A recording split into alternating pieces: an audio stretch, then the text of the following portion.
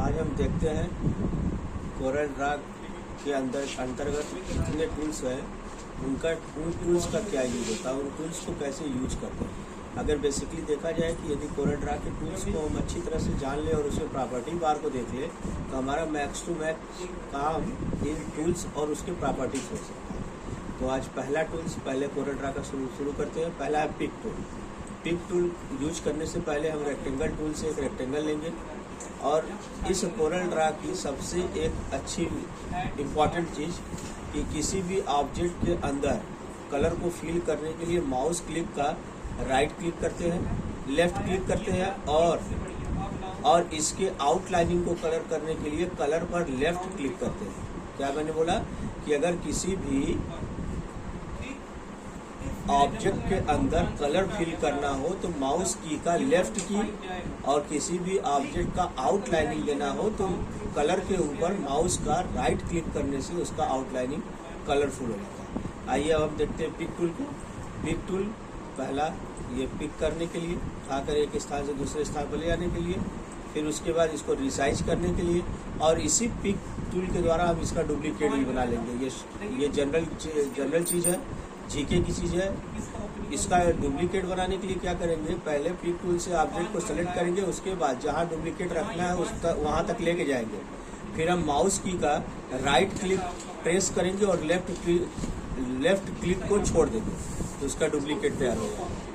आते हैं दूसरे टूल पर, शेप टूल। इससे किसी भी ऑब्जेक्ट का शेप चेंज करने के लिए, जैसे अगर ये बनाना हो जैसा हमको चाहिए वैसा हम शेप चेंज कर सकते हैं। फिर तीसरा स्मश टूल। स्मश टूल का काम होता है सेलेक्ट किए गए ऑब्जेक्ट के कलर को फैलाने के लिए। इसकी सेटिंग हम प्रॉपर्टी बार से भी कर सकते हैं। यहाँ से आया प्रॉपर्टी बार से इसकी सेटिंग कर सकते हैं, ठीक है।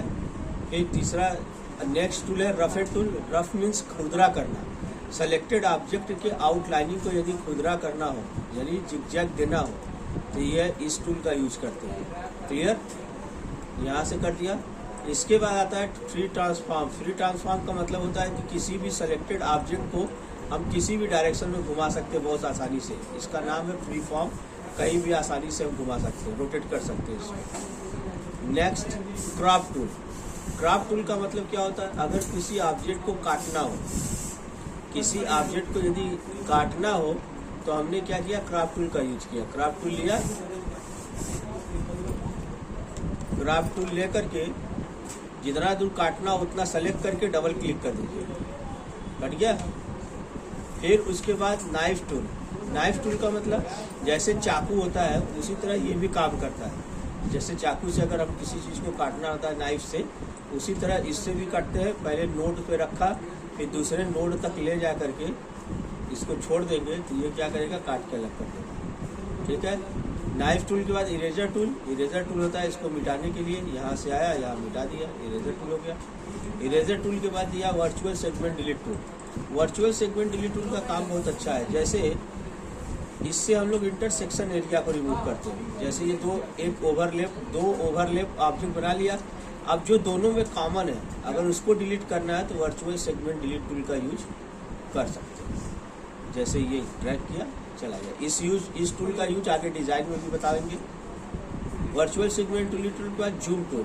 जूम टूल क्या होता है, लेफ्ट से जूम करता है और राइट से जूम आउट करता है। लेफ्ट से जूम इन और राइट से जूम आउट करेगा। और हैंड टूल का काम होता है कि जूम करने के बाद या किसी पेज पर ऑब्जेक्ट को मूव कराने के लिए उसको हैंड करके मूव कराने के लिए करते हैं। क्लियर। इसके बाद आता है हमारा लाइनिंग से संबंधित टूल। लाइन से संबंधित टूल कौन से है, पहला है फ्री हैंड। फ्री हैंड का नाम ही है फ्री, स्वतंत्र। हैंड हाथ, हमारा हाथ स्वतंत्र है। जैसे इसका क्या मतलब होगा कि एक बार मैं क्लिक करूंगा, फिर जहां तक ले जाना है हमको वहां तक ले जा करके इसको क्लिक कर देंगे तो ये हमारा ऑब्जेक्ट लाइन के रूप में बन जाएगा। फिर उसके बाद 2 पॉइंट, ये 2 पॉइंट के लिए स्टार्ट और एंड। फिर दूसरा लाइन खींचने के लिए एक्टिव हो जाएगा, स्टार्ट और एंड, देखिए ये। फिर इसके पश्चात आते हैं बीजियर टूल। बीजियर टूल का काम ये होता है कि ऐसे है बीजियर टूल।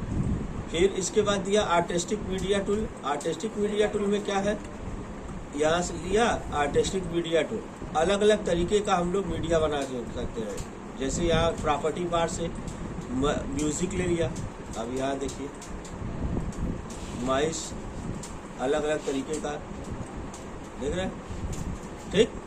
फिर उसके बाद पेन टूल का काम क्या होता है, पेन की तरह बिहेव करना। जैसे कुछ लिखना है तो इससे हम लोग लिख सकते हैं, यहाँ पे लाइन ड्रा कर सकते हैं। यदि हमको यहाँ से आके बी से लाइन लेना हो, बी और वी, जैसे ये देखिए, जैसे ये है और यहाँ लिया और यहाँ बी और वी दोनों बनेगा। अब इसके बाद आता है पॉलीलाइन बहुभुज के लिए क्लिक करते रहेंगे, ये बनता रहेगा। जब हेड पर लेके जाएंगे छोड़ेंगे तो ये आराम से पूरा हो जाएगा। और इसमें कलर करना चाहते हैं तो कलर हो सकता है।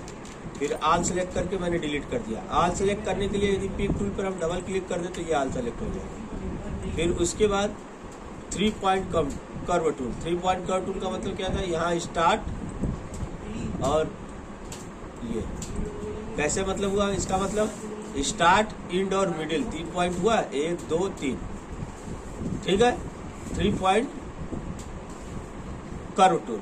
इसके बाद है स्मार्ट टूल। स्मार्ट टूल का काम क्या होता है कि जैसे अगर अभी हम लोग देख रहे थे वर्चुअल सेगमेंट डिलीट टूल का काम, इस टूल का काम, तो ये उभयनिष्ठ एरिया को काट रहा था, इंटरसेक्शन एरिया को। लेकिन हम चाहते कि इस इंटरसेक्शन एरिया के अंतर्गत हम क्या करें, कलर फिल कर दें। तो यहाँ पे आकर के स्मार्ट फिल के थ्रू ये कर सकते हैं। ये देखिए कलर फिल हो गया। और स्मार्ट ड्राइंग टूल, ये एक सीधी लाइन खींचने के लिए होता है। अगर हम इसको ड्रा कर दें तो ये सीधी लाइन ड्रा कर देगा। 3 पॉइंट रेक्टेंगल टूल, रेक्टेंगल करने के लिए। और यही रेक्टेंगल यदि हम शिफ्ट के साथ करें तो ये इस टाइप से होगा, ठीक है। कंट्रोल के साथ करने पर चारों दिशाएं बराबर हो जाएंगी, ठीक है। और यही चीज़ 3 पॉइंट में क्या होता है, स्टार्ट, मिडिल और एंड। मतलब इसको स्टार्ट किया, कहाँ तक ले गया और कितनी हाइट देना है वो दे सकते हैं। और यही काम होता है एलिप्स में। एलिप्स ड्रा किया, कंट्रोल के साथ करेंगे तो पूरा एलिप्स आएगा। और 3 पॉइंट एलिप्स टूल ले लेंगे तो स्टार्ट, मिडिल और एंड तक आ जाएगा। क्लियर। अब इस टूल में आज के चैप्टर में इतना ही। यह अगला टूल देखने के लिए हमारा कोरल ड्रा का पार्ट 2 देखें।